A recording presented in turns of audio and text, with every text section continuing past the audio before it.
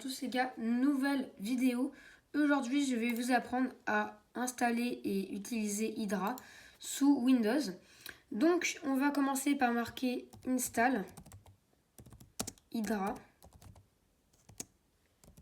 for Windows. Donc, maintenant que vous avez marqué ça, vous n'allez pas prendre les premiers sites, vous allez descendre jusqu'à arriver sur GitHub. Et normalement, vous allez voir TH Hydra Windows. Donc, on va pas prendre celui-là, parce que celui-là, c'est pas le bon, le release. Mais on va prendre donc le TC Hydra Windows. Donc, on va cliquer dessus. Et pour vérifier si c'est bien le bon, normalement, tout en bas, on a un hydra.exe. Donc, si vous l'avez pas, c'est que c'est pas bon et donc c'est pas forcément bien. Donc, maintenant, on va aller sur code, télécharger zip. Donc, comme vous voyez, là, j'ai le zip. Et je vais pouvoir, donc moi, je vais le mettre sur mon bureau. Hop. Maintenant, on va tout extraire. Donc, pour ceux qui ont un zip spécial, c'est-à-dire un zip avec un petit 7Z sur l'application, vous faites juste ouvrir avec. Il y aura l'application par défaut. Et vous pourrez copier le dossier. Donc, là-dessus, on va juste tout extraire. Donc ça, je peux le laisser par défaut pour l'instant.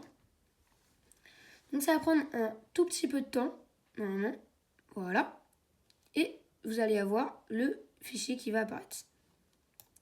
Donc, voilà. Donc là, on a le fichier qui a été extrait. Et voilà. Donc, maintenant, on peut directement avoir accès à Hydra. Donc, il ne faudra pas double-clic sur Hydra. Mais je vais vous montrer un peu la manipulation à faire. Et bien évidemment un raccourci pour que ce soit plus simple. Donc notre objectif ça va être de finir par faire ça, ce style. C'est-à-dire pouvoir accéder à Hydra sur un raccourci comme celui-ci. Mais alors attendez. Donc voilà, donc ça va être notre objectif final. Donc pour ça on va directement double-clic dessus. Et on va se créer un raccourci. Donc, pour faire ça, on va faire un clic droit. Alors, attends. Mon ordinateur bug. Donc, clic droit, nouveau, raccourci. Donc, on va essayer d'entrer l'emplacement du fichier de l'élément. Donc, vous pouvez taper exactement la même commande que moi, parce que tout le monde l'a, donc il n'y a pas d'excuse. Hein. Donc là, vous allez taper ça, Windows, pardon, hop, slash système32.